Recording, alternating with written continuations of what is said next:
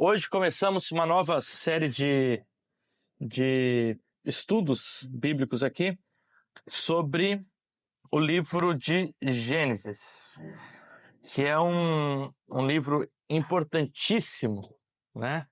E, ao mesmo tempo, um livro que, não que ele seja difícil, mas é um livro que tem muito assunto para a gente abordar, né? Eu propus, como eu coloquei lá já no grupo, de tentar abordar o livro de Gênesis em 12 aulas, né? Então a irmã Vera vai estar cooperando em algumas aulas, depois a gente conversa. Mas eu propus tentar falar em 12 aulas o livro de Gênesis, né? Eu sei que é uma tarefa difícil, talvez não conseguiremos, mas a gente vai tentar na maneira do possível ficar dentro dessas 12 aulas, né? Também para não ser um período muito longo, né? 12 aulas aí a gente já vai ter 3 meses, né, de estudo. A ideia é que a gente tente ser o mais profundo possível dentro desse tempo que a gente tem para explorar o livro de Gênesis, tá? Hoje, então, seria a aula 00, tá? E aí eu coloquei... ou a aula primeira, né? Isso. E aí, por que eu coloquei a aula 00 ou aula 01, a gente pode falar também? Justamente porque a gente hoje não vai entrar no texto. Então, hoje a gente vai ficar nas questões que circundam o texto. A ideia é que a gente compreenda um pouquinho como ler o livro de Gênesis, né? Antes da gente sair lendo, sair interpretando, sair falando do livro de Gênesis, precisa primeiro saber como ler o livro de Gênesis, né? Quais são os métodos, o que tem sido falado sobre o livro de Gênesis, o que a gente crê acerca do livro de Gênesis, né? Quais os assuntos que o livro de Gênesis trata, por que esse livro é tão importante. Então a gente vai se deter naqueles assuntos que são preliminares, né? São preliminares, mas nem por conta disso eles são menos importantes do que o texto em si, porque uma vez que a gente vai para o texto, a gente precisa ter essas questões preliminares que vão nos ajudar a ler e compreender o texto de uma melhor forma. Eu acho que Gênesis e o Apocalipse são os mais difíceis na Bíblia, me parece. Eles se complementam, né? Se complementam, o início e o fim. O início e o fim, né? Verdade. Então, mas tem umas coisas lá que se tu não ler, tem que entender. E a gente vai... também, né? Sim, a gente vai ver que tanto o livro de Gênesis e Apocalipse, existem muitos assuntos que são assuntos análogos, né? Assuntos que vão tratar de temas parecidos, né? E, claro, falando em histórias diferentes, né? Mas que tratam a respeito de Deus como a luz, Deus como trazendo julgamento, a questão da redenção do pecado, né? São todos temas que vão aparecer tanto no livro de Gênesis quanto no livro de Apocalipse, né? Isso é bem interessante, né? Se a gente tem o protótipo, que é a criação daquilo que Deus planejou para o ser humano, como um local onde havia a não habitação do pecado, o jardim, onde Deus comungava com o ser humano de dia e de noite, né? A gente tem lá em Apocalipse a Nova Jerusalém, que é a cidade. Agora já não é mais o jardim, mas a cidade, onde também a glória de Deus vai estar presente e lá também vai haver a ausência do pecado. Então, no começo a gente tem um protótipo, né? Se a gente for ver a história da narrativa bíblica, é isso, né? Você tem a criação, queda, redenção, consumação, e aí depois você vai ter o processo de glorificação, né, da gente morar. Só que na criação e a glorificação, a gente vai ver que aquilo que foi pretendido por Deus, que a queda, de certa forma, ela entrou na história, né, é justamente aquilo que vai acontecer na Nova Jerusalém. Tá? Então a história ela vai chegar à sua completude, aquilo que Deus planejou, né?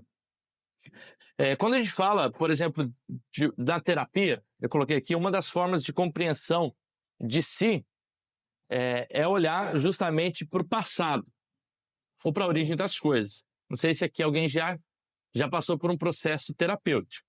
No processo terapêutico, a gente vai conversar com um psicólogo, com um terapeuta ali, e ele vai questionar acerca de questões do nosso passado, de coisas que aconteceram talvez alguns anos atrás, né? Alguns vão voltar até na infância, tentando trazer no processo de anamnese, né? De relembrar o passado, justamente para que, a partir da compreensão do passado ou da origem das coisas, possa se compreender melhor as coisas que estão sendo analisadas, seja os traumas que estão vivendo, seja os traços de personalidade, seja uma visão específica ou um sentido que é construído na própria existência, né? E o porquê que a pessoa ela construiu aquele sentido. Então, tudo isso que você, às vezes, traz hoje para o psicólogo, às vezes o psicólogo vai querer ir lá para trás para entender a origem, para que a partir da origem você compreenda o fato no hoje, né? Como seres humanos, nós queremos, e é algo que a gente deseja, conhecer a origem, conhecer o nosso propósito, o nosso passado, a nossa relação com Deus e com a sua criação. E o livro de Gênesis responde a muitas dessas questões, né? O livro de Gênesis, ele vai justamente falar sobre o começo de algo. Então, só a nível de curiosidade, o próprio nome Gênesis quer dizer o quê? A gênese de algo. Quando a gente fala a gênese de algo na língua portuguesa, talvez isso não seja uma palavra tão utilizada, mas a gênese de algo é o quê? É o início de algo, né? Que é justamente a palavra grega para início. Né? E por que a gente tem a palavra grega como título de um livro da nossa Bíblia? Né? Gênesis, por exemplo. O que é diferente em outras línguas. Então a gente não vai entender. Lembra que a Bíblia ela não vem com os nomes dos livros? Em alemão, por exemplo, o livro de Gênesis é chamado de Erste Mose, que é primeiro Moisés. É assim que eles chamam o livro de Gênesis, né? De primeiro Moisés, compreendendo que é o primeiro livro de Moisés. Então, por que a gente chama o livro de Gênesis? Né? Justamente porque a primeira palavrinha, quando a gente tem a tradução grega, que é a Septuaginta, vai começar com a palavra Gênesis, que é o início de todas as coisas. Lá no hebraico, o livro vai começar com Bereshit.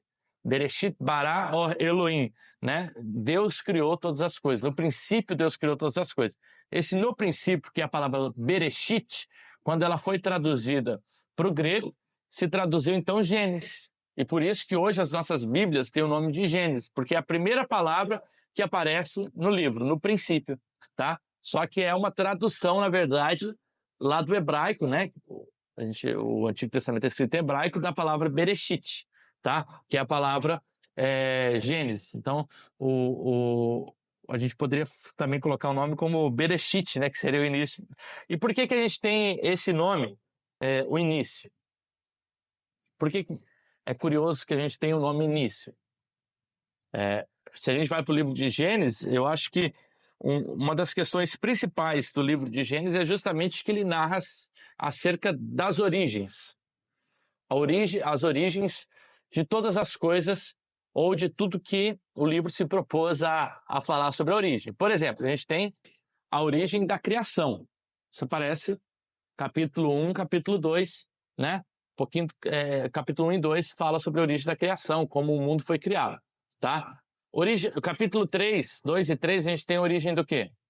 Do pecado, né? A queda é a origem do pecado. Depois a gente tem a origem da raça humana, começa a se falar sobre as genealogias, como os primeiros seres humanos foram se multiplicando, origem da raça humana, ou que a gente pode falar das civilizações, né? A gente chega lá no capítulo 11, por exemplo, a gente tem a Torre de Babel, onde tem a divisão das civilizações. Além disso, você tem a origem também de muitos, até fatos curiosos, né? Como, por exemplo, o primeiro assassinato acontece justamente no livro de Gênesis, né? Caim assassinando o seu irmão Abel. O livro de Gênesis também narra, por exemplo, os primeiros musicistas, né? Vai falar lá sobre agora esqueci o nome, alguma coisa, Jubal, uma coisa assim, que era o primeiro a tocar flauta, né? Que a partir dele tocou a flauta, né? Então, assim, narra a origem dos instrumentos de trabalho, né? Fala daqueles que começaram a trabalhar com instrumentos de trabalho. Então, assim, por isso que esse nome origem, ele é propício para essa história que a gente vai começar a estudar. porque ele narra sobre o princípio de todas as coisas. Vai falar, por exemplo, sobre as alianças que Deus fez. Deus faz uma aliança com Adão, Deus faz aliança depois de fazer com Adão, com quem? Com Noé. Depois de fazer com Noé, ele faz com quem? Com Abraão. Então a gente tem várias alianças que são construídas no livro de Gênesis. E essas alianças são justamente o que dão fundamento para toda a história bíblica. Né? A gente lê os outros livros de Moisés, né? O do Êxodo, Levítico, Números e Deuteronômio, ou toda a história de Israel, ou os livros de Salmo, sem a compreensão do fundamento de Gênesis, parece que algo vai estar faltando. Isso porque esses livros, eles vão basear toda a sua história justamente naquilo que está sendo construído, ou no fundamento e no alicerce que está sendo construído no livro de Gênesis, a partir das alianças que são construídas, a partir da promessa de Deus, por exemplo, para Abraão, lá em Gênesis 12, versículo 3, né? De ti farei bendita todas as nações. Né? Então, a promessa lá, por exemplo, da conquista da terra de Canaã, que vai acontecer com Josué, né? Que é o que a Nicole pregou ontem aqui, mas essa promessa foi feita lá em Gênesis, capítulo 12, com Abraão. Embora não se cumpra na completude para Abraão, né, isso começa ou tem o seu fundamento justamente no livro de Gênesis. Então, o livro de Gênesis ele se coloca justamente para compreender a origem de todas as coisas, a origem do povo de Deus. Né? E por ser o primeiro dos livros da escritura judaica, né, é um dos livros fundantes da fé judaica. Tanto que o livro de Gênesis, juntamente com todos os outros 4 livros, né, que a gente chama de Pentateuco. A gente chama de Pentateuco. Sabe o que é Pentateuco? Sim. Todo mundo? Penta, 5, teuco, né? Tem a ver com as 5 leis, né? Os 5 livros, os primeiros livros, Pentateuco, tá? A gente chama os primeiros 5 livros de Pentateuco. Mas que não... isso é uma versão cristã do nome, né? Que os judeus já entendiam como a Torá. Então você vai ver, por exemplo, tanto no Antigo Testamento quanto no Novo Testamento, Jesus se referenciando, por exemplo, à Torá, ou à lei de Moisés. Né? A lei de Moisés se refere justamente a esses 5 primeiros livros, né?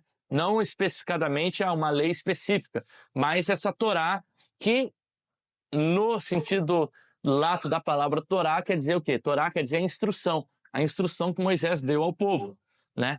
Então a Torá foi o primeiro bloco, tanto na Bíblia hebraica, né, que tem, e depois, posteriormente, na Bíblia cristã, mas também o primeiro bloco a ser aceito como livros inspirados por Deus. Isso porque, desde muito cedo, a tradição já afirmava esse livro vir da tradição de Moisés, né, da autoridade de Moisés, como livro revelado para Moisés, né, que Moisés também busca da tradição oral para construir, né, e como livro inspirado por Deus.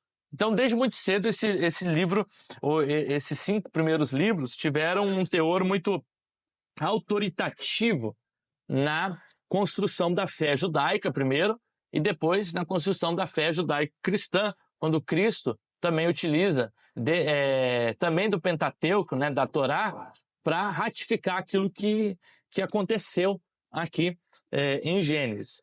A mensagem, o princípio norteador é justamente que Deus é criador de todas as coisas e Ele é o único criador. Tá? Então o livro compreende desde a criação do mundo, ou do princípio, né? A gente pode voltar ainda mais antes da criação, do princípio, né? Do princípio. Esse princípio quando? O princípio da eternidade, quando só Deus existia, antes mesmo do mundo ser criado, até como que finaliza o livro de Gênesis, no seu último capítulo, capítulo 50, com a morte de quem? Não. Abraão não. José, né?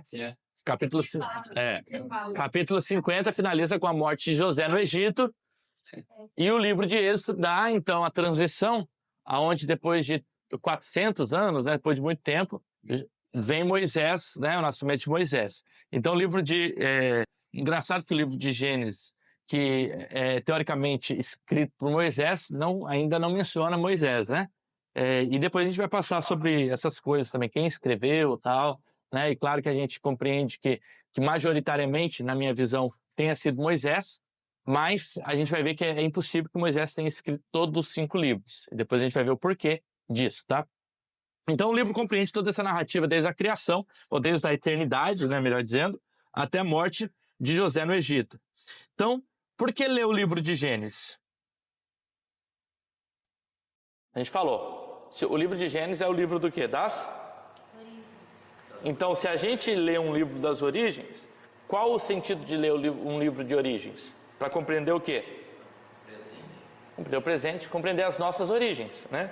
Compreender quem somos, o significado que Deus instituiu para o seu povo, como Deus escolheu o seu povo, sobre o relacionamento de Deus com esse povo. Então, para a gente conhecer o nosso significado histórico, a gente precisa entender como essa história, ela também se construiu. E a aula de hoje, eu vou tentar, na verdade, copiar a proposta de um livro que em inglês se chama How to Read Genesis, como ler Gênesis, que é um livro que, salvo engano, já foi traduzido para português, foi escrito por Tremper Longman, tá? Terceiro, que é um teólogo que é especialista no livro de Gênesis, e ali ele propõe 5 princípios para se ler o livro de Gênesis e 14 questões que precisam ser abordadas na leitura do livro de Gênesis, tá? Então a ideia da construção da aula de hoje parte desse livro, né? Foi um livro que eu sentei hoje ali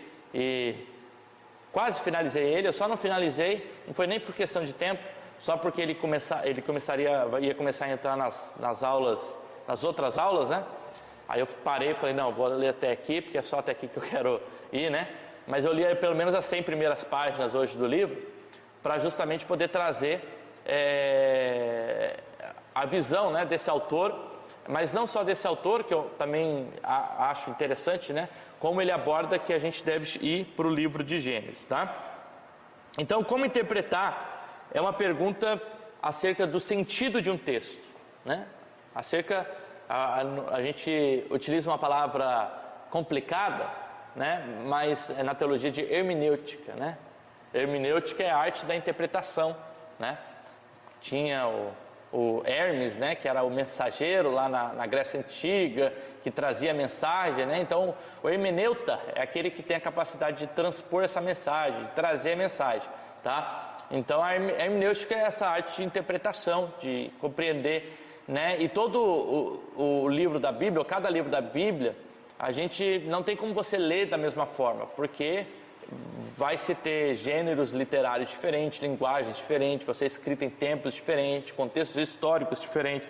Então, para se interpretar um texto, a gente precisa perguntar onde que a gente encontra o sentido desse texto, né? Justamente porque todo texto, com a gente, quando a gente faz uma leitura, existe um distanciamento, né? Existe um distanciamento textual. O que eu quero dizer com isso?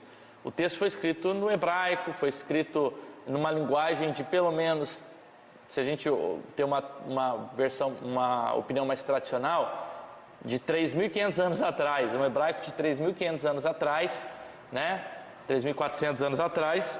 Então, olha quanto tempo passou. A língua portuguesa, às vezes a gente não sabe nem na nova ortografia que foi atualizada há 20 anos atrás. Imagina uma outra língua semítica, um outro modo de pensar o mundo, de construir o mundo. Então, há um distanciamento textual, há um distanciamento de linguagem, de gênero, da forma de se escrever, de contexto histórico, né, de como daquilo que se vivia, do que era a religião na época, das questões culturais, né, de questão de intenção. Então, essas são coisas importantes. Então, nem todo texto ele pode ou deve ser lido da mesma forma. Então, por isso essa pergunta, como ler falar em inglês, Gênesis, não, como ler Gênesis, ela é crucial para que a gente possa, antes de entrar no texto, ter alguns princípios que são importantes da gente lembrar quando a gente estiver estudando o livro em si, tá? Então, o primeiro princípio que o autor coloca aqui é reconhecer a natureza literária do livro. Então, o que é isso? Reconhecer a natureza literária do livro. É reconhecer que esse livro ele foi escrito e ele tem um tipo literário, ele tem um gênero literário, ele tem uma estrutura e ele tem um estilo de escrita, tá? Quando eu digo reconhecer o gênero, o tipo literário, é reconhecer o que eu estou lendo aqui. Por exemplo, Gênesis é um livro, e aí a gente começa a colocar algumas pulguinhas atrás da orelha, né? Gênesis é um livro científico? Não. Não é a proposta do autor provar como que as coisas existiram, ou a partir do método científico provar como que houve a criação, né? Ou ter a literalidade, como por exemplo o darwinismo, outras teorias tentaram fazer, sei lá, de 300 anos para cá, né? Provar como se houve o processo da criação a partir do evolucionismo, né? Então essa linguagem científica, ela é uma linguagem de 350 anos para cá, se a gente considerar Francis Bacon como talvez o pai dessa modernidade do cientificismo, 350 anos para cá. Então um livro de 3.500 anos não tem como ele responder perguntas de um método de 350 anos. E aí a gente incorre num problema de pessoas que querem ler o livro de Gênesis como se ele está fazendo ciência, né? Querendo então provar justamente questões como criacionismo e outras, né? E não que a gente, eu só estou trazendo justamente a questão do gênero literário, mas dizer que essa não era o propósito principal do que o autor estava trazendo. O autor não estava respondendo a pergunta que a gente tem hoje. Essa é uma pergunta nossa. A gente tem que lidar com esse dilema, tá? De como responder aquilo que a ciência diz a respeito do mundo, de como o mundo foi criado, dessas coisas. Isso é uma pergunta moderna, isso é uma pergunta que a gente tem que olhar para o texto bíblico e tirar princípios, né? Mas também utilizar da razão para tentar compreender essas questões. Então essa não é um gênero literário. O gênero literário, por exemplo, de Gênesis não é uma poesia, né? Então a gente não vai ler Gênesis como a gente lê Salmos, tá? Não é. Então, assim, se a gente for pensar na questão ou na pergunta que tipo de livro é o Gênesis, eu particularmente compreendo Gênesis como uma história teológica. O que quer dizer com isso, né? Gênesis ele se propõe a contar uma história, uma narrativa acerca da origem das coisas, tá? Ele está contando uma história, mas também não é a história da historiografia, porque a história da historiografia também lá, que surge também a partir da modernidade, é diferente. O modo de se fazer história.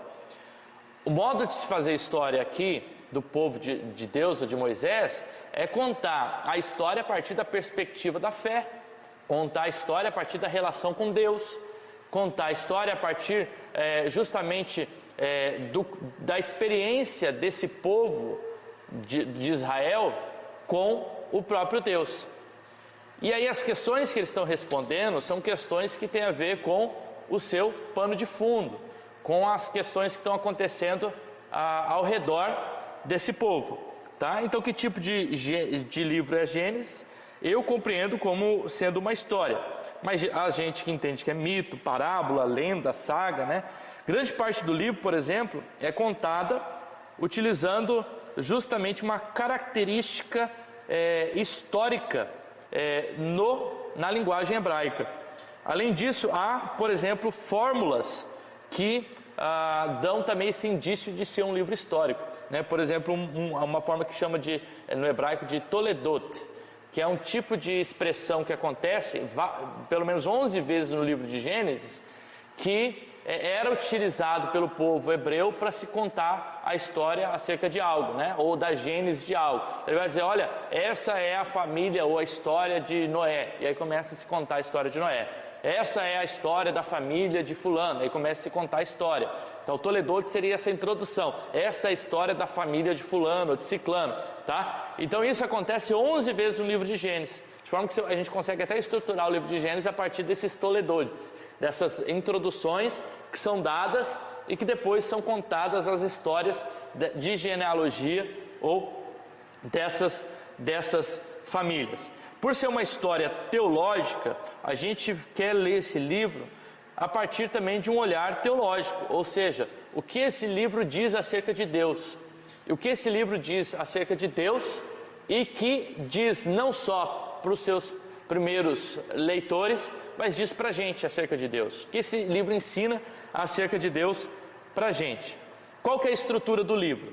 A estrutura do livro, de uma forma mais simples, a gente pode dividir o livro em dois. A história primeva é a história dos patriarcas.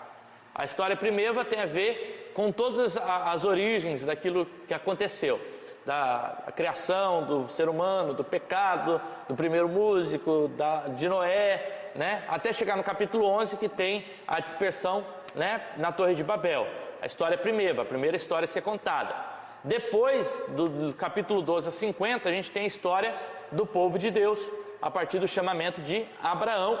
E ali vai se começar numa sucessão, contar a história dos patriarcas, né? Abraão, Isaac, Jacó, né? Depois vem os filhos de Jacó e mais especificadamente a história de José, né? Que a gente até poderia colocar num capítulo à parte, que compreende ali do capítulo 36 a 50. Então o livro vai contar várias histórias. A história primeiro, a história dos patriarcas, os primeiros patriarcas até o capítulo 35 e 36, e depois a história de José, do capítulo 36 a 50. Como a gente vai estruturar as nossas aulas, tá? Então hoje a gente vai trabalhar só as questões introdutórias, a gente já está trabalhando as questões introdutórias. Depois a gente vai ter uma aula sobre a criação, na próxima aula a gente vai falar só sobre a criação, tá bom? A terceira aula a gente vai falar sobre a queda, né, que também é um aspecto importante aí da teologia cristã. Depois a gente vai ter uma aula sobre os primeiros habitantes, vai falar sobre a história de Caim, Abel, Adão, Eva, Sete, Enoque, né, ali as primeiras genealogias, os primeiros habitantes. Depois a gente vai ter uma aula sobre Noé, especificadamente sobre Noé e o dilúvio, né? Depois a gente vai ter uma aula sobre a Torre de Babel, vou falar sobre a Torre de Babel, o evento ali da Torre de Babel, capítulo 11. Depois a gente vai ter duas aulas sobre Abraão, uma do capítulo 11 ao 21 de Gênesis, 10 capítulos da história dele, e depois do capítulo 21 a 25, tá? Então duas aulas de Abraão, uma aula de Isaac, duas aulas de Jacó e duas aulas de José. Por isso que eu digo que a gente vai tentar, né? Porque às vezes tem aula aqui que a gente vai abranger 10 capítulos, né? Tem como ser muito profundo? Não.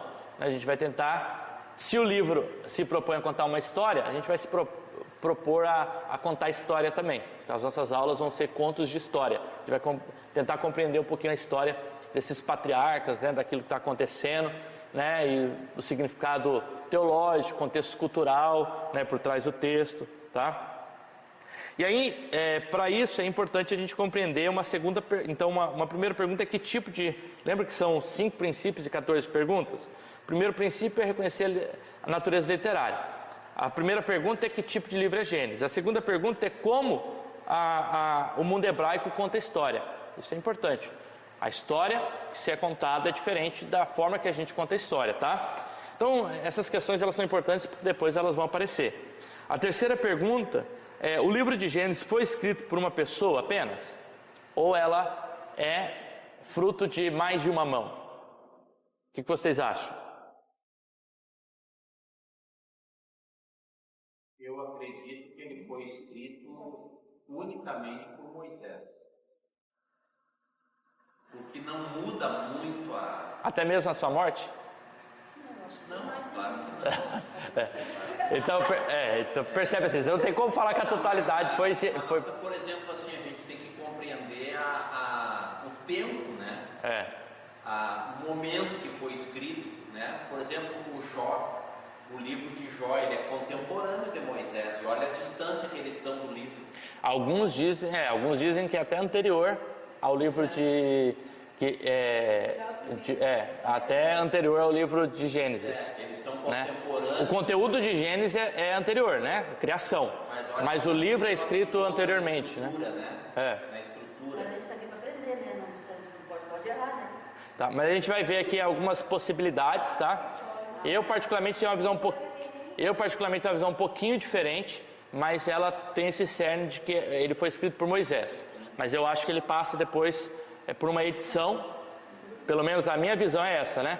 E eu vou mostrar o porquê que eu creio isso. Eu creio que Moisés, ele escreve como se fosse a tradição é mosaica, é ele quem escreve o cerne. Já existiam os copistas. É ele quem escreve o cerne, e depois com o que a gente chama de, por exemplo, Josias, com as reformas que aconteceram, esses livros foram editados, né? Então houve uma edição desses livros, né, para a inclusão de algumas coisas que não foi especificadamente Moisés, mas o cerne da tradição é Moisés, tá? Então é isso que eu compreendo. E aí eu vou explicar o porquê que eu acredito isso, diferente de outros que acreditam que Moisés não escreveu nada, tá? A gente vai ver aí o porquê que também essas pessoas creem isso e como a gente contra-argumenta esse tipo de hipótese, né? De que Moisés não tenha escrito nada, tá? Então, assim, essa é uma pergunta que a gente vai ver daqui a pouquinho, tá? Então, foi escrito por uma pessoa? Foi escrito por várias pessoas? Foi escrito por uma pessoa editado posteriormente? Né? Então, o que é o livro?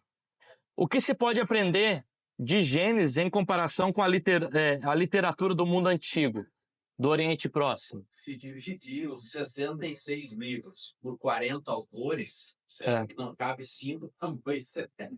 Não, eu acredito que Moisés... Não, assim, porque o conceito de autoria, ele é muito diferente do conceito de autoria que a gente tem hoje, tá? Quando a gente fala autoria, por exemplo, eu vou dar um exemplo aqui, as cartas de Paulo, são todas de Paulo? A gente acredita que é de Paulo. Paulo escreveu alguma das suas cartas? Talvez nenhuma. Acho que uma Silvano escreveu. Entendeu? Quase todas foi Silvano, Timóteo, porque Paulo tinha os amanuenses, né, que talvez Paulo possivelmente ele tinha um problema de visão, onde ele ditava suas cartas para essas pessoas. Isso é o espinho da carne de Paulo, né? Ele falou em letras garrafas. Isso, alguns teólogos vão entender que é a doença de visão que aconteceu justamente do seu encontro lá em Atos 9 da sua conversão, tá?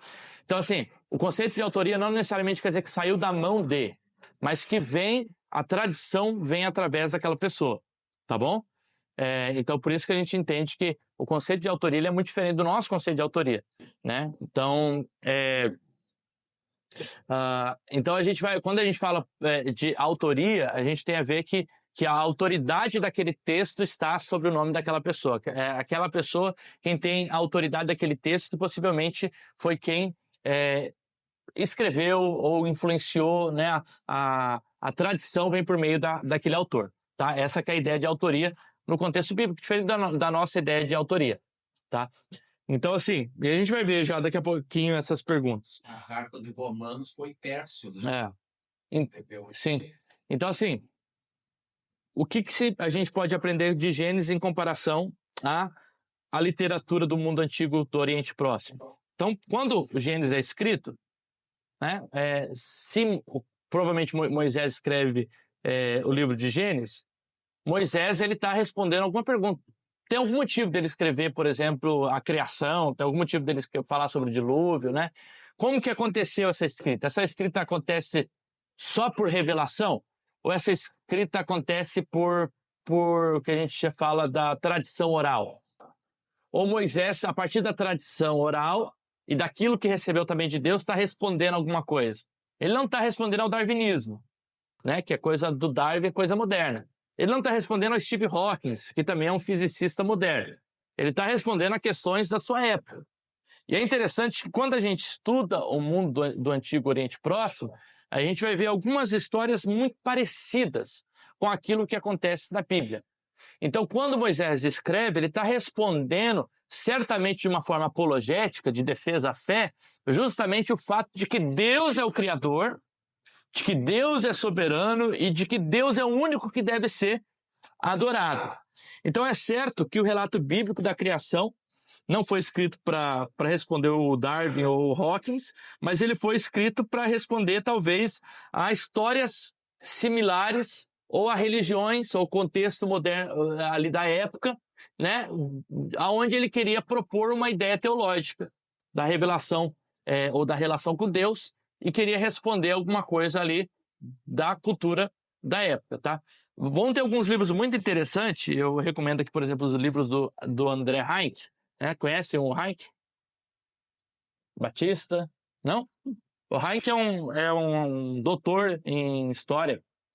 Nossa, o Batista, ele fez o doutorado junto comigo, tá? Ele escreveu 3 livros, os outros da Bíblia, aqueles da Bíblia e tem mais um que eu não lembro agora o nome. Mas a ideia desses livros é justamente falar sobre como a religião judaica ela foi influenciada tanto internamente, né, pela sua própria fé, mas externamente por essas religiões externas ou por essas culturas externas, e como o judaísmo responde ou colocando para dentro de si alguma dessas ideias ou respondendo criticamente a alguma dessas ideias, né? Então isso tem a ver com a relação do judaísmo ou com Israel com esses outros povos. Por exemplo, a gente tem o povo egípcio, a gente tem o povo da Mesopotâmia, o povo ali dos caldeus, vários povos que circundaram, que também tinham as suas crenças acerca da criação do mundo, né? E histórias até anteriores à história de Moisés, né? Se a gente diz que Moisés escreveu em 1500, a gente tem cosmogonias mesopotâmicas, ou, por exemplo, do povo sumério, que datam quase do 3º milênio antes de Cristo. Quase 3.000 anos antes de Cristo. E que trazem algumas semelhanças e algumas diferenças da história da nossa criação do dilúvio. O que isso mostra? Justamente de que, na crença do povo dessa época, a criação está acontecendo dessa forma, né? E também nos solidifica a história do povo judeu. Porque se vários povos estão contando acerca de um dilúvio, ainda que de uma forma diferente, então é porque possivelmente tem acontecido um dilúvio, né? E que Moisés então traz essa história a partir justamente da revelação de Deus acerca de como aconteceu o dilúvio. Então, por exemplo, o Egito, eu vou dar só uma pincelada. O Egito, ele tem uma cosmologia, uma visão acerca de como aconteceu a criação, né? Então, a gente vê algumas histórias no Egito, por exemplo, da época de Moisés ou antes, que falam sobre águas primordiais, que a criação surge a partir da água, de que havia um Deus criador, né, chamado aqui por eles de Atum ou de Amon-Re, né, que a partir das águas esse Deus emerge na sua autocriação e desenvolve outros deuses, cria o ser humano, né, como uma espécie de servos, né, que vão nascer a partir da criação desse Deus aí, Amon-Re, ou do Atum, né? Ou, por exemplo, na história de Enuma Elisha, que também fala acerca da história da criação, ou a história da Mesopotâmia também de Artrazes, que é outra história da criação. A história de Enuma Elisha, por exemplo, fala justamente sobre dois seres que existiam no princípio. Apsu, que era o deus das águas ou do abismo, e Tiamat, que era o deus do caos, né? E que depois levanta-se um desses deuses que eram criados, que foi o Marduk, né? Que vai justamente combater o caos e trazer a ordem para que as coisas pudessem serem criadas. Percebe que há relatos que vão justamente de forma semelhante àquilo que Moisés vai trazer na criação, né? Que no princípio existia o caos, era tudo sem forma e vazio, mas Deus trouxe ordem ao caos. Então você vai ver o que eu quero dizer? Que existem várias histórias semelhantes nessa época que vão trazer histórias de criação, histórias, por exemplo, a epopeia de Gilgamesh vai falar sobre um dilúvio que aconteceu, né? E como aconteceu esse dilúvio, onde os deuses estavam insatisfeitos porque os homens estavam se proliferando, e aí havia muitos homens, então os deuses queriam diminuir o tanto de ser humano que existiam, então eles escolhem uma pessoa lá, e essa pessoa constrói um grande barco, e nesse grande barco coloca animais, e aí esse dilúvio demora 7 dias, né? Então percebe que quando eu conto essa história, até parece que eu estou contando a história de Noé, né? Claro que, embora haja semelhanças, a gente vai ver que há também muitas divergências. Por exemplo, então, o que a gente compreende? Que a história da criação, do dilúvio, daquilo que Moisés está fazendo, na verdade, uma resposta teológica acerca da criação e desses eventos que aconteceram a partir justamente da fé em Yahvé, em Deus, né? Então percebe como, quando a gente olha assim, a gente começa a compreender de uma forma diferente. Moisés não está tentando fazer ciência. Ele está tentando falar para esse povo, justamente que circunda o povo de Israel, de que o Criador não é o Marduk ou Amon-Rê, né? De que o Criador se chama Javé. E que não foi na disputa de vários deuses, porque não existem vários deuses. Existe apenas um Criador, um único Deus, que é o que a fé judaica professa, o que a gente professa, né? Deuteronômio 6,4, né? Que Deus é o único Deus, Criador de todas as coisas, e o único que deve ser adorado, e esse Deus é quem criou todas as coisas, inclusive o ser humano, para que se relacionasse com ele. Né? Então a história da criação está, de certa forma, respondendo a essas histórias paralelas de outros povos acerca da criação, de tudo isso que está acontecendo. Né? Então, isso é algo extremamente interessante para a gente compreender que o que Moisés está falando não está num vácuo histórico. Né? Ele está respondendo alguma coisa, ele está contando essa história por algum motivo. Né? E que hoje nos possibilita ler e compreender teologicamente o que Moisés quer provar. Deus é o Criador de todas as coisas. É Deus quem cria o ser humano. Né? E não tem a ver com disputa entre os deuses, porque não existe isso. Existe apenas um Deus. E é Ele quem criou todas as coisas. Tá? Então, o que o livro de Gênesis nos fala sobre o passado? Como o conhecimento do mundo antigo nos ajuda a compreender Gênesis. Percebe que, conhecendo essas histórias paralelas, a gente começa a compreender ao que esse texto bíblico está respondendo também. Sobre o que esse texto bíblico está falando. Tá? Refletir não apenas isso, mas também há perguntas como: quando o livro foi escrito, quem escreveu, quais os locais que esse livro foi escrito. Então a gente vai ver que, por exemplo, na localização geográfica, o livro capítulo 1 até o capítulo 3, ele se localiza no Éden. Tá? Então o livro, a localização geográfica é no Éden. Capítulo 3, capítulo 4 a 6, eles já estão no leste do Éden. Estão no Éden, mas eles estão numa região específica do Éden. Lá no capítulo 7 a 9, a gente tem o contexto da Arca e do Monte Ararat, né, que é onde está acontecendo o dilúvio. Capítulo 10 e 11, o contexto é Babilônia e Babel. Capítulo 12 até o capítulo 36, o contexto é Ur e Canaã. E do capítulo 37 a 50, o contexto geográfico é Canaã ali, mas principalmente a terra do Egito, que é onde está acontecendo a história de José. Tá? Quem escreve o livro, tá? Então eu vou aqui trazer a ideia de que o livro, ele tem o seu nome, né? E desde muito cedo ele já é aceito como sendo escrito por Moisés, e isso a gente encontra já o Antigo Testamento e o Novo Testamento trazendo essa ratificação, né? Foi Moisés quem escreveu os primeiros 5 livros da Bíblia. Então a gente vai ter, por exemplo, citação em Êxodo, em Números, em Deuteronômio, em Josué, 2 Crônicas, Esdras, e também Jesus, né, falando sobre Moisés, a Torá, né, o que a lei dizia de Moisés. Então, o que isso nos dá? Hebreus. O que isso nos dá? Uma solidez na crença justamente e na tradição de que Moisés tem escrito esses livros, os primeiros 5 livros da Bíblia, né? Embora, claro, que nenhum desses textos vai dizer assim, Moisés escreveu completamente de Gênesis a Gênesis, Levítico, Números, Deuteronômio, né? De Gênesis a Deuteronômio, né? Mas nos dá a ideia justamente que Moisés foi autor dos livros de Moisés, da Torá, da lei de Moisés, né? O que compreendia isso, né? Já é uma outra pergunta, tá? Então algumas pessoas vão levantar algumas lebres questionando a autoria de Moisés. Quais são algumas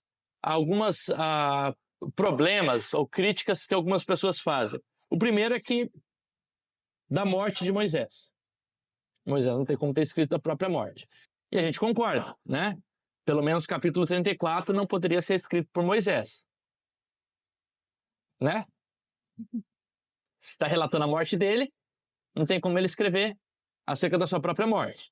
Então esse é o primeiro levantamento que algumas pessoas fazem, tá? Colocando então em xeque a autoria de Moisés. Um segundo é justamente algumas nomenclaturas ou siglas ou nomes utilizados que são posterior a Moisés. Por exemplo, Ur é chamado de Ur dos caldeus. Mas os caldeus são povos que surgiram apenas depois de Moisés. Então, como que Moisés chama Ur de caldeus se os caldeus são posteriores ao próprio Moisés? Entende? Então, alguém teria que qualificar o nome Ur. A cidade Ur é uma cidade anterior a Moisés. É a cidade onde vem Abraão. Mas a qualificação de que naquela época, então a pessoa que editou o texto, né, na época que ela editou, quem estava morando ali em Ur eram os caldeus. Então por isso que ele chama de Ur dos caldeus. Ou, por exemplo, a cidade de Dan, que é mencionada como se Abraão estivesse na cidade de Dan, mas de fato Dan é bisneto de Abraão. Então como que Abraão estava numa cidade que foi nomeada a partir do seu bisneto? Né? Percebe? Então, tem que se compreender que houve uma edição, né? Ou que alguém escreveu a partir de uma perspectiva de que aquela cidade já era chamada de Dan. No entanto, eu compreendo que esses problemas que são levantados não são necessariamente contrários à visão de que Moisés tem escrito Gênesis, Êxodo, Levítico e Deuteronômio. É contrário à ideia de que talvez ipsiliteris, na literalidade, não tenha sido Moisés que tenha escrito da forma que está ali. E que esse texto pode ter passado e possivelmente passou por um processo de edição. Né? Alguém que está escrevendo e os copistas ali, né, quando escreviam, poderiam ter adicionado a Ur dos caldeus, né, a cidade de Dan, né, corrigido, como acontece também no Novo Testamento, quando os copistas estão copiando esse texto. Isso, de forma nenhuma, é um demérito para o texto. Uma vez que a autoridade do texto não está somente pelo fato de que toda a palavra tenha sido escrita por Moisés, mas no fato de que Deus autorizou esse texto, né, e de que Deus permitiu que Moisés tenha escrito o que ele escreveu e que passe pelo processo de edição, a fim de que esse texto chegasse a nós. A autoridade do texto está em Deus e não naquele quem escreve. Se a gente compreende que a autoridade do texto está em Deus, a gente compreende que ainda que esse texto tenha passado por processo de revisão, isso não invalida a verdade que está no texto, ou a história que está sendo narrada no texto. Tá? Outra questão que às vezes é levantada é, por exemplo, o indício de palavras diferentes para povos diferentes. Por exemplo, lá em Gênesis, capítulo 37, diz que José foi vendido para os midianitas, e aí diz que ele foi vendido para os ismaelitas. Para quem que ele foi vendido? Para os ismaelitas ou para os midianitas? Isso poderia facilmente ser resolvido se a gente compreendesse que o mesmo autor está falando a partir de categorias diferentes, uma vez que há a compreensão de que os midianitas pertencem ao povo ismaelita. Compreende? E que não necessariamente são dois autores que estão utilizando dois povos diferentes. Ou de quando se repete histórias, como, por exemplo, da mulher irmã, né, onde você tem vários patriarcas que casam com esposas que são meio irmãs e que essas esposas, elas depois têm um encontro, por exemplo, com um governante e aí esse patriarca tem medo de falar que é irmã, né? E essa história acontece, que é a esposa, né? E diz que é irmã. Abraão fez isso quando entrou no Egito. Abraão e quem mais? E depois Jacó. Jacó. Então, e a história parece a mesma. Então, quando alguns autores leem isso, falam assim, mas como que é a mesma história? Ou tem que ser Abraão, ou tem que ser o outro. Não pode acontecer a mesma coisa, né? Como se os eventos não pudessem se repetir, né? Então percebe que esses argumentos não necessariamente invalidam a autoria de Moisés, né? Podem sim ter a ideia de que esse texto foi revisado em algum momento. Ou, por exemplo, e essa aqui é uma última, a hipótese talvez que foi a que mais se opôs à tradição mosaica, que foi uma hipótese escrita mais ou menos no século XIX por Julius Wellhausen. Aí, Julius. O Julius Wellhausen, ele colocou a hipótese documentária, né?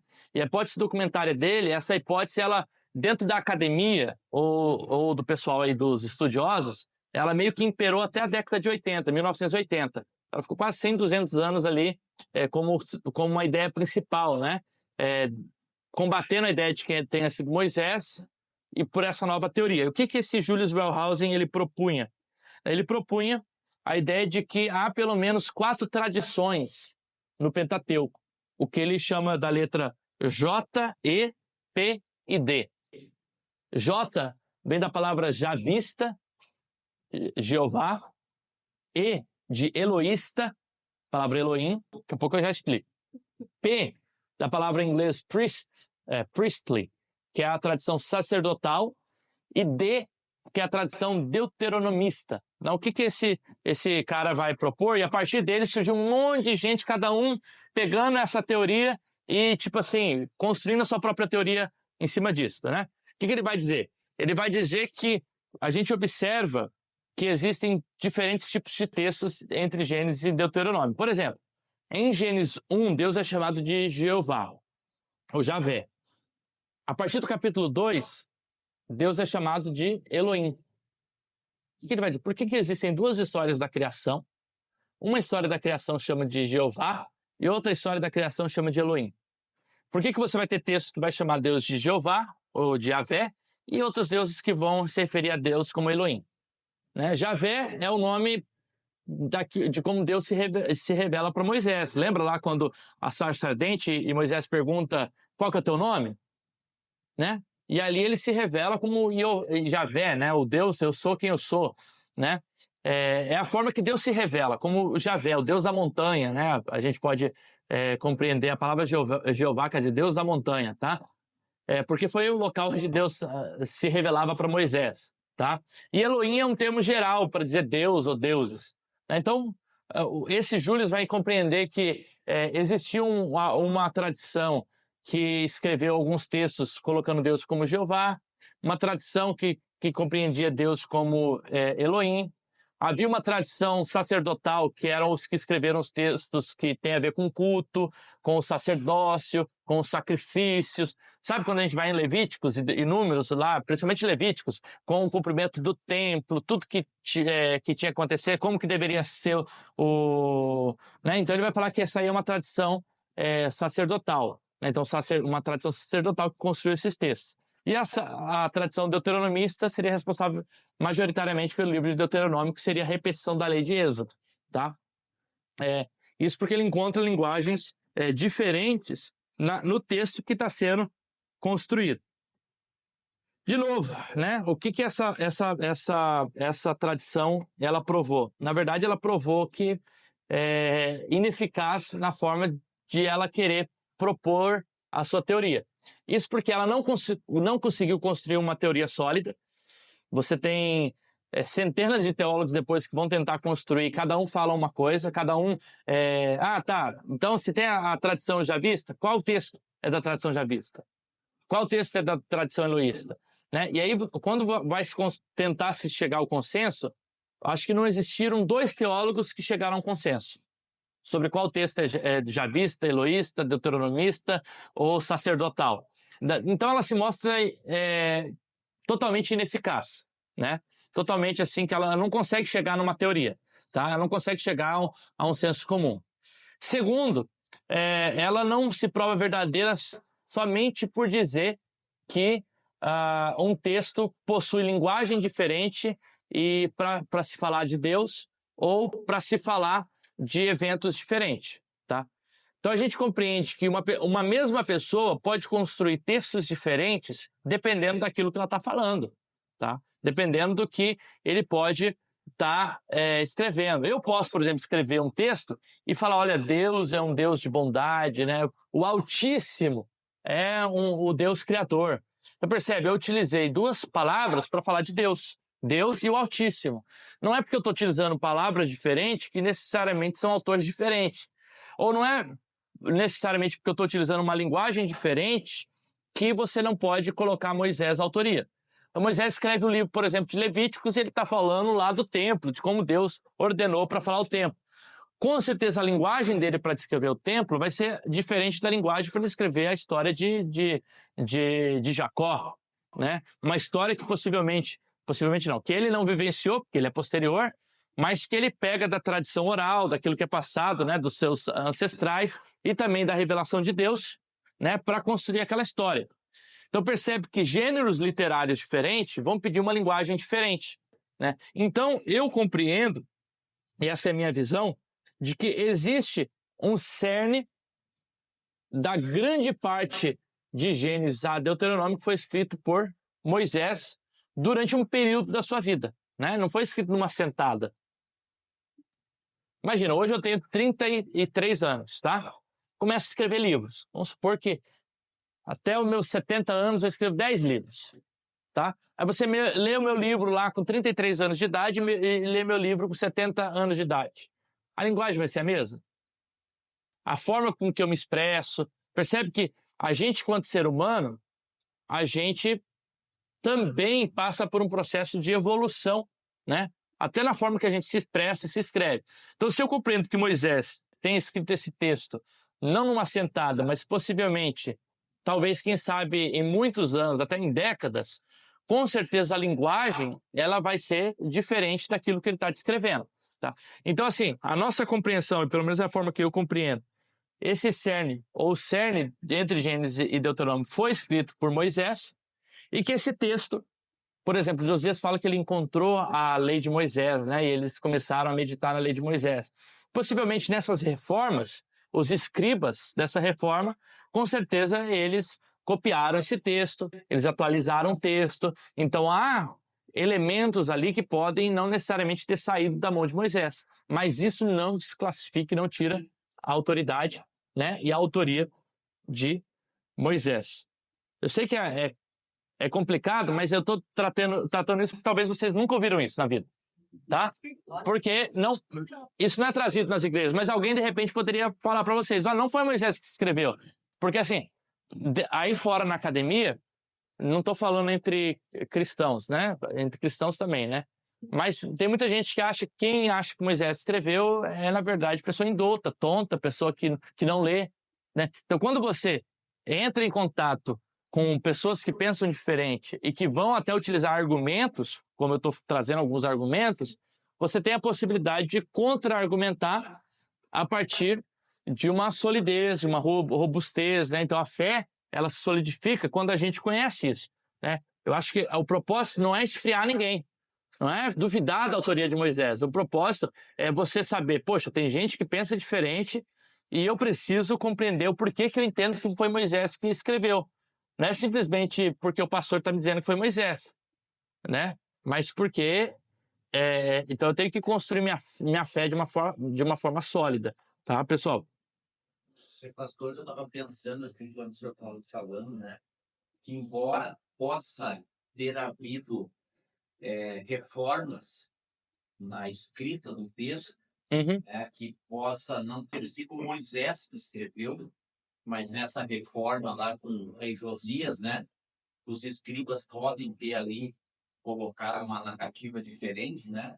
O apóstolo Paulo vai ratificar isso dizendo que nenhuma escritura, né, é de particular interpretação. E depois ele vai dizer que toda a escritura é divinamente inspirada. E a inspiração não está na inspiração lá Xavier, Chico Xavier, né? De que Deus transcreveu o que ele tinha que escrever. Não, tá na ideia de que Deus, ele inspirou o processo para que o texto chegasse como ele chegou para a gente. Compreende? Por exemplo, hoje, quando a gente tem um livro que é escrito, vamos supor que eu vou usar meu exemplo, tá? Escreva um livro. Aí, sei lá, daqui 60 anos... daqui uns 50 anos eu morri, tá? Morri. Aí esse livro, quando eu morri, ele estava na 7ª edição. Eu escrevi, estava na 7ª edição. Tá? E aí, eu tô na 7ª edição do meu livro. Tá? Tô na 7ª edição do meu livro. Morri. Só que esse livro, ele continua sendo vendido. e tá lá para tal editora. Ela que tem os direitos autorais desse livro. E aí eles vão lançar a 8ª edição. E quando eles lançam essa 8ª edição, a correção na ortografia, né? A correção, revisão, talvez até algum acréscimo de algum outro autor que me conheceu. Fala, olha, o Hérito ele queria dessa forma, mas ele não escreveu. Então ele escreve um capítulo à parte e às vezes pode colocar ali como se fosse eu. Ou coloca um que a gente fala de um apêndice, né? Não necessariamente foi eu que escrevi, mas tem um apêndice ali que pode remeter à minha ideia. Talvez de uma pregação, de algo que eu falei, né? Então percebe que o livro continua sendo a autoria de quem? Minha. Mas ele pode passar por edições, tá? Só que a edição hoje, talvez ela é mais rigorosa no sentido de que não vai permitir que alguém altere todo o texto. A edição no mundo antigo, ela é diferente. Então, os escribas, eles tinham mais, embora eles sabiam que o texto é sagrado, eles tinham certa liberdade de talvez, né, colocar uma coisa ou outra, mas não necessariamente no sentido de acrescentar, mas no sentido de trazer completude, né? Porque talvez o cara que estava lendo lá na época que o escriba escreveu, que o Ur era lá dos caldeus, se ele citar só o Ur, ele vai falar, mas que Ur? Talvez tem 2, 3 Ur, né? Então ele qualificou, ó, Ur dos caldeus. Modificou o texto? Não, entendeu? Mas ele qualifica uma cidade. Então essas questões elas são importantes para a gente compreender como o texto está sendo redigido, né, construído. Pensando que o texto ele passa por um processo de escrita, de revisão, de edição, né, até que ele chegue na sua forma final como a gente tem hoje, tá? Tanto no Antigo quanto no Novo Testamento. Vamos ter esse processo, tá? Eu vejo essa diferença, pastor, em Lucas, né? Lucas é extremamente detalhista na narrativa do texto, né? Da história que ele conta, né? Ele faz questão de colocar ali, ó, quem era o governador, quem era o sacerdote, né? Todas as autoridades daquela época, ele coloca nome por nome, para que não haja dúvida de que realmente aquilo aconteceu naquele momento, né, naquele contexto, com aquelas pessoas presentes ali, nos cargos que elas exerciam. Né? Então, ele é muito mais detalhista nesse sentido. E o Longman, eu concordo com ele, né? Por isso que eu peguei até o livro dele. Ele diz assim, ó, em outras palavras, parece melhor afirmar o papel central de Moisés na produção de Gênesis. Ao mesmo tempo, afirmar uma natureza composta em algum, né, ele cita aqui o autor Desmond Alexander, ele sugere que algumas passagens fornecem a evidência de que houve um trabalho editorial, né, mais ou menos na época do exílio ou após o exílio. Tá? Então aí ele vai trabalhar. Então você tem um cerne que é do Moisés e uma edição posterior. Tá? E aí, por fim, pessoal, eu sei que eu não trouxe bem assim as 5 pontos ali, né? Eu vou tentar colocar aqui, ó. Primeiro ponto é reconhecer a natureza do literário do texto. Vou falar só os 5 princípios, tá? As perguntas não. O segundo é explorar o contexto histórico. Então a gente já viu o contexto histórico dos mundos que viviam ali na época. O terceiro é refletir o conteúdo teológico do texto. Teológico do texto, tá? E aí a gente vai responder a pergunta a partir da teologia. Como que Gênesis descreve Deus? Quem é Deus em Gênesis? Isso é o conteúdo teológico. Então em Gênesis, Deus é o Criador. Deus é o único que deve ser adorado. Deus é um Deus relacional com o seu povo. Deus é um Deus de aliança. Então, esses são aspectos teológicos do texto. Né? Quando a gente fala da teologia do texto, é olhar quem Deus é no texto. Uma segunda pergunta, como Deus descreve a relação de Deus com o povo? Como que é a relação de Deus com o seu povo no livro de Gênesis? Isso nos ajuda a compreender também a história. A história não apenas da criação, da queda, mas do Deus que se preocupa na redenção desse povo, de escolher um povo, para que a partir dessa linhagem, né, pudesse se haver a redenção. Gênesis ele fala sobre isso, né? Capítulo 1, 2 tem a criação, capítulo 2, 3 tem a queda, capítulo 3, versículo 15 já tem a promessa de que eles levantariam um que pisaria a serpente. A redenção já está ali. E aí a história da redenção ela vai ser construída a partir da história do povo de Deus. Deus levantando Abraão, para que a partir, né? Eu, por exemplo, quando leio Romanos, que diz que eu amei Jacó e aborreci Esaú, eu não compreendo que aqui tem a ver com uma eleição de que Jacó foi salvo e Esaú foi rejeitado por Deus e foi condenado para o inferno. Mas eu compreendo que Deus está falando, ou que o texto está dizendo, justamente que foi a partir da linhagem de Jacó que vem o Messias. Então, eu amei a Jacó tem a ver que esse foi o meu povo escolhido e a tradição escolhida para que o Messias se revelasse e a salvação pudesse alcançar o povo de Deus. Então, foi o povo escolhido, de certa forma, né? Não o povo de Esaú, mas o povo de Jacó. Então, isso nos ajuda a compreender também como o contexto geral de Gênesis nas Escrituras, né? Ler, por exemplo, as citações do Antigo e do Novo Testamento que ratificam a existência de Gênesis. Por exemplo, Paulo vai falar muito sobre o primeiro e segundo Adão. Como que a gente compreenderia quem é o segundo Adão se a gente não tivesse a ideia de quem é o primeiro Adão?